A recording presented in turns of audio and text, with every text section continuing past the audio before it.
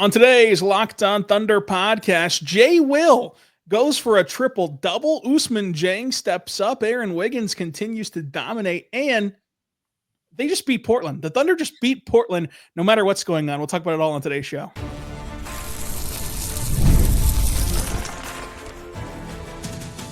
You are Locked On Thunder, your daily Oklahoma City Thunder podcast. Part of the Locked On Podcast Network, your team every day. Let's get it going on the Locked On Thunder podcast, on the Locked On Podcast Network, your team every day.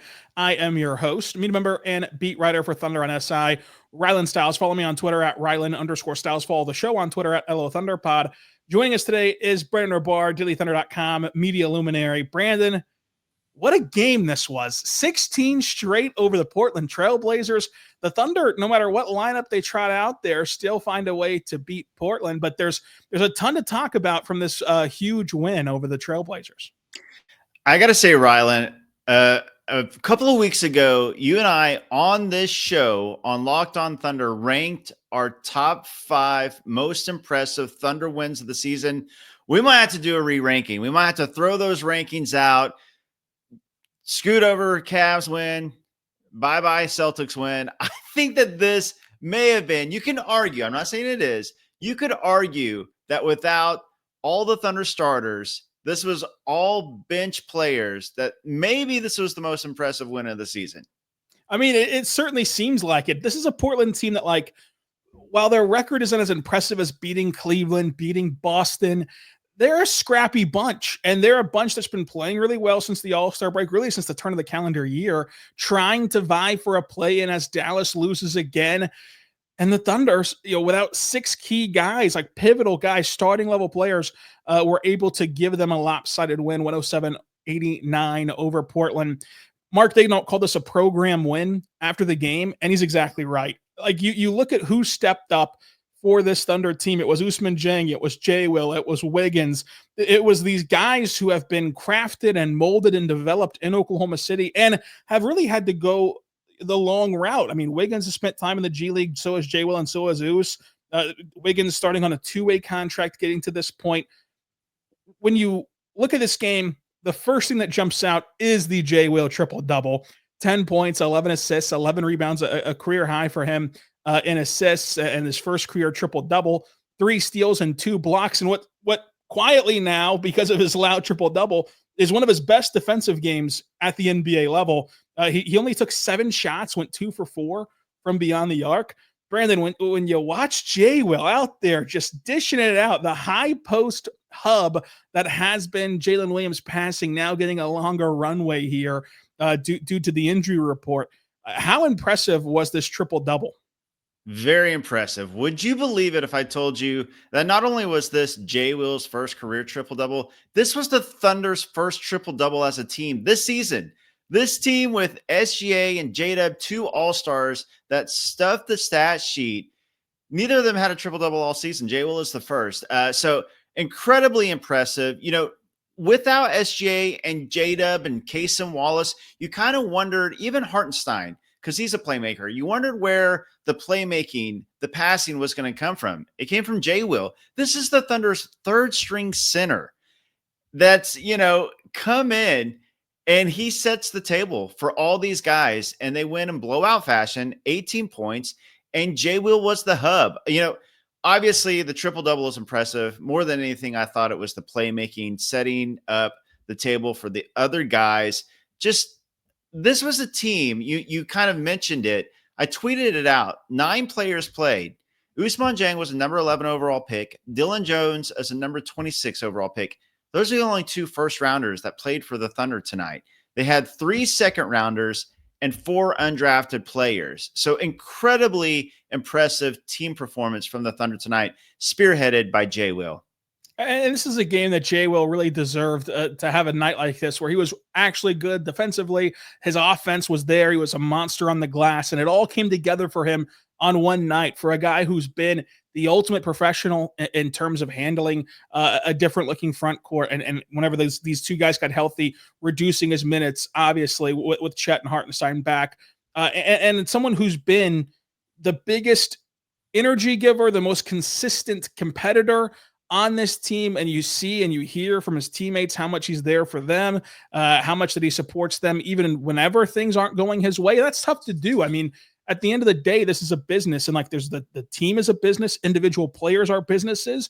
And when your minutes are lacking or your play is lacking, it's easy to let that spiral. And to Jay Will's credit, he never does. You can never tell if he's having a great game, a triple-double game, or a not so great game, where if his minutes are cut, because his demeanor is the same way no matter where he's at, on the bench or on the floor. And he gives you so much energy wise. Like we talked about this last week where they didn't have that defense.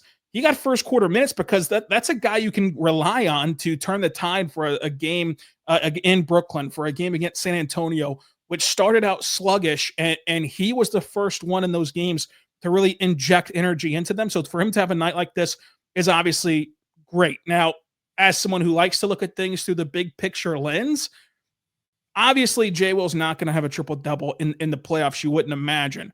But what you can take from this game is for all the talk that we have, Brandon, and we've had this conversation on this show so many times about the Thunder's offense without Shea on the floor, and who's going to create, who's going to figure out how to get that offense going.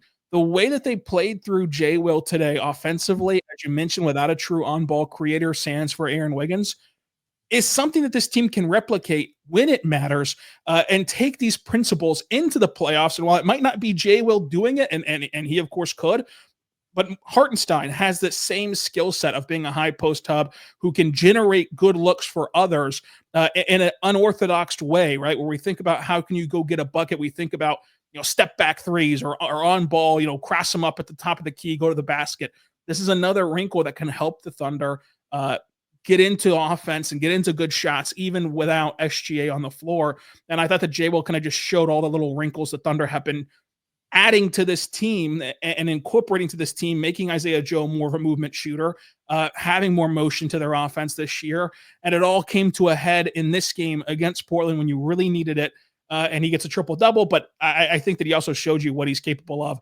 The last couple of games, he's had multiple threes, 4 for 4 against Memphis, 2 for 4 tonight, and multiple blocks. I mean, the Memphis game, he had 3 blocks, and this game, he had 2 blocks, trying to develop more of a verticality in his rim protection versus being a horizontal rim protector, I guess, a planted rim protector with his charges. So it was a really good night for Jay Will. And that's just scratching the surface for this Thunder win, as it was truly a team win. Ousmane Dieng, 4 for 6 from 3, 60% from the floor, 16 points, 6 rebounds, and assists, and 2 steals in 35 minutes of work. Ous is another guy who's put in all that work behind the scenes, and you can hear Mark talk about him as like he's right on track. And because the box score isn't loud, you can kind of cast it aside to coach speak. But when you really dig in and look at how he's progressed in the G League, look at how he's progressed over the course of the last 3 games, where it was small doses in San Antonio, small doses against Houston. And in this game, he had to step up and be a loud factor for this Thunder team, and he was able to do it. I think that you are seeing the progress from Us. And this game, 6 for 10 and 16 points is loud for his standards, but they didn't truly come in like ways that aren't repeatable once you have a more put together cast around you. He's showing you how he can be good in these bursts throughout this last week.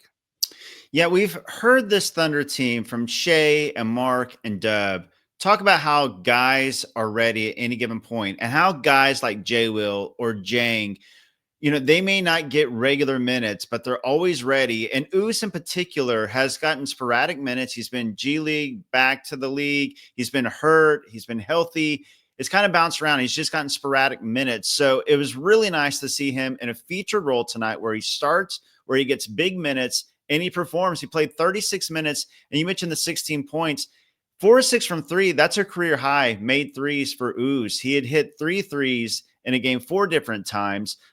So really nice to see that translate. He was actually a millisecond away from having a 5th 3-pointer and 19 points. He just barely got that off after a shot clock buzzer. He hit a 3, but I just think that it's a testament to Ous, who, by the way, we mentioned this a few days ago, is still only 21 years old. Really young, going to be younger than a handful of rookies drafted this summer in this upcoming draft. Just nice to see him. We've seen him in the G League perform. We saw him get G League, playoff finals MVP last year. But when he's gotten minutes, whether it's just getting some rebounds, playing some defense, playing his role, he's looked better. He's looked improved. And that's all you want to see from Ous. So credit to Ous for showing up big time tonight when the Thunder needed him. Yeah, and credit to this team that like when Mark says those things of like Ous is on track, or like you mentioned, next man up, it's not just lip service the way it is other places. Like this team is a coach's dream, I feel like, because they embody all of that, the next man up mentality, progressing in the shadows of like, even though it's not on the NBA court, they're still making progress in their careers and in their game. And when they get opportunities to show it like tonight, they were able to. So awesome night for Jay Will, awesome night for Ous, but we still got to talk Aaron Wiggins, who's continued his hot stretches of score dating back to Feb 1, well, and really since the turn of the new year. We'll talk about that coming up. But first, I want to say right now, I better go to friends over at FanDuel. Go check out FanDuel today, because when the games tip off, the NBA action is just getting started. There's no better place to get in on the action than FanDuel, America's #1 sports book. With FanDuel, you can place live bets throughout the game. So even if you miss opening tip, you can bet on that fourth quarter comeback. You can stay engaged in all the action. If you are looking to get a bigger payout, you can even combine your live bets into the same game parlay. New customers right now at FanDuel can get $150 in bonus bets if your first $5 bet wins. Just visit FanDuel.com to join today. That's FanDuel.com to get $150 in bonus bets if your first $5 bet hits. Already odds out there for tomorrow's game where you can see the Magic taking on the Bucks. The Magic trying to stop a long losing streak. They're 6.5-point underdogs in Milwaukee. Go check it out, FanDuel.com. We're back on the Locked On Thunder podcast on the Locked On Podcast Network, your teams every day, for this bonus episode of Locked On Thunder, talking this win over Portland. Brandon Rahbar joining us here from Daily Thunder, 107.7 The Franchise. We're both from OKC Dream Team as well. Brandon, Aaron Wiggins tonight, what a night from him as a scorer. I mean, he played that Shea role as the lead initiator, 50% from the floor, only 2 for 9 from 3, but he had 30 points. It was a +6 tonight, 5 rebounds, 3 assists, 1 steal, 1 block. And I think that what you saw in this game was just so many crafty finishes. The couple reverses that he had were huge. And you saw him be able to take guys off the catch, which is something that he's repeated over the course of his career, but especially heightened in these last few games, really since February 1st, especially, where he's been able to play off the catch so well. And these are the things that, like, while it might not be a 30-point game in the playoffs, a 20-point game is certainly within reach, somewhere in this range of 20 to 30. We've seen him go for 40 even this year. But even in a game like this where it feels like there's no big playoff takeaway, Brandon, if you have a guy like Wiggins who can hit, catch, and shoot threes, with that corner three, the spark of Portland timeout, who can take you off the catch as you're closing out hard to his 3-point shooting and finish around the rim, that's the perfect complement next to a guy like Shea, who at times will have the ball forced out of his hands and need his teammates to step up. And Wiggins continues to make a winning impact. And I think the functionality that he has, both by himself as like a help for the secondary unit to score, but also the functionality he has next to Shea, is what's been so impressive to see unfold over this season. As you get closer to the playoffs, it feels really sustainable, and the Thunder are going to need that going forward. I do think that this just further proves that this Aaron Wiggins scoring leap is legit. It's the real deal. Tonight, like you said, he was the primary initiator. Portland knew that SGA and J-Dub and all those guys were going to be out. So when they're looking at the lineup, just like every Thunder analyst, like you and me and every Thunder fan, you're like, okay, well, who's going to be the main guy for the Thunder? It's going to be Aaron Wiggins. the Trailblazers, who, by the way, are trying to get into the play-in. Nobody seems to want that number 10 spot, but the Blazers, I think, do want it. They've been playing really well. They've played really good defensively. They have a great defender in Toumani Camara. And I think that their number one objective was Aaron Wiggins tonight with those guys out, and he still scores 30 points. Like you said, what stuck out to me was all the finishes at the rim, some really crafty finishes, some kind of Shea-esque finishes at the rim. Just really impressive that he was able to do this tonight on a night where he was kind of like the number one offensive guy and the number one, defensive assignment for the Trailblazers. He still pulls this off. And like you said, only 2 of 9 from 3. That's pretty atypical. I thought all those looks were really good. And so, it could have been even bigger. He only shot 2 free throws, which is kind of wild considering he took 26 shots and how many times he went to the rim. He only ends up with 2 free throws. The Thunder, by the way, as a whole, only shot 2 free throws the entire second half of the game. And that was Alex Caruso with 2.5 minutes left, which is pretty wild. But yeah, just hats off to Aaron Wiggins. The fact that the Thunder have this guy coming off the bench and have him locked up for 5 years on this contract that is descending, it's going to be an incredibly valuable contract, not just now, but years from now as they sustain this contending team. To have a guy like that on that contract is just so valuable. But yeah, Wiggins was great tonight. Only 37 more 30-point games to catch up to SGA in passing, by the way, for the NBA lead. Yeah, maybe he's ran out of games in the regular season, but maybe in the playoffs he can pull it off. But Brandon, the Thunder should really hope that Portland not only makes the play-in tournament, but finds a way to win it, because Alex Caruso, 17 points tonight, matches a season high with Oklahoma City. The last time that he had 17, which is his season high with the Thunder, against the Portland Trailblazers, November 20th in the Paycom Center. So 2 games against Portland where Caruso goes for 17. Maybe this is the secret recipe for Caruso's offense. 2 for 2 tonight from 3, 6 for 8 overall. And then he had 3 for 4 at the free throw line to go along with a rebound and assists and 3 steals and a block, all in 24 minutes of action off the bench for OKC. He was a defensive menace tonight. Caruso continues to, tonight was a loud box score scoring-wise, 17 points, but continues to show you that he's worth the investment, especially on the defensive end and as a floor spacer for this Thunder offense. Caruso, just an awesome game from him off the bench. I gotta say, it was still hilarious to me, though, that Caruso still came off the bench. Yes. It's gotta be a personal thing of here's a guy who's came off the bench in his career. He's been the starting lineup in his career over the last few seasons. He's kind of done both, I don't want to say sporadically but there's been, on the outside looking in, no true rhyme or reason for why you'd start him, bench him in Chicago. And now he's almost exclusively came off the bench for Oklahoma City, including in a game like this, that perhaps he's just more comfortable integrating himself into a game that's already got a rhythm, already got a flow, to where he can see what the game needs. Does the game need more ratcheted up defensive intensity? Does the game need more scoring or on-ball playmaking and all these things that he can provide you? At this point, when he doesn't start this game, it really feels like there's a conversation that's had about what guys are best suited for what roles and kind of keeping them regular in those roles. Yeah, it makes total sense. He's going to be the Thunder's kind of X factor off the bench in the playoffs. And I thought he was great tonight. It is kind of funny because obviously the J-Will triple-double for good reason is going to get, all the headlines. Aaron Wiggins, 30-point game. Ousmane Dieng was great. But Caruso was big tonight. Not only the 17 points, like you said, but the defense. And he was big in that kind of the key moments when Portland was making that push in the fourth quarter, and it looked like maybe as great as all the reserves for the Thunder played tonight, and they had that big 21-point lead, and they kind of lost it and then fought back.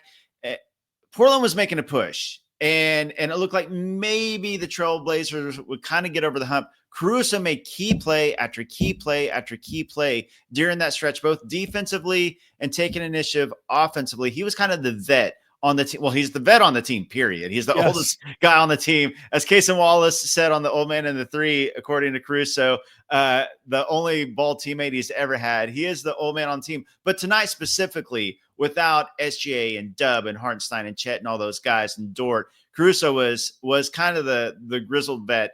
And he played like it tonight. I thought he was big, not only overall in the box score, but when they absolutely needed him in that stretch, he stepped up. And the last point from me, and then we'll get out of here, is just I thought the Thunder also implemented, even without its core key guys, the same discipline, mindset, fundamental things that they do every night. Where this game, like at the first stoppage, it was 9-6, and you know, as a stand byer, right? You're looking at this game, and it's hard not to think, well, this is kind of what we expected. You know, a messy game. Nobody really has it, and it could have been easy to get deflated by that sluggish start offensively. But they turned it around, and they kept fighting. They kept clawing till they found the nice rhythm. And only 107 points isn't like 124 points that they've been scoring this week. But still, you know, cracking 100 points and having Wiggins go for 30, having Jay will have a triple-double. Oos had 16. Kenrich had 10 points as well.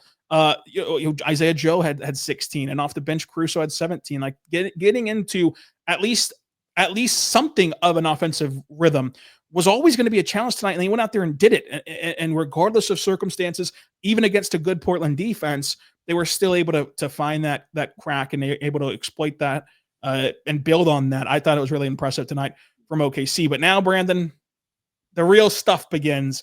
A week ahead that includes 2 Denver games, Boston on the road, Detroit, Milwaukee. I'm just so excited for what lies ahead. Perhaps we can get you back on for some of these big games here on Locked On Thunder. But thank you for joining us. And until next time, be good and be good to one another.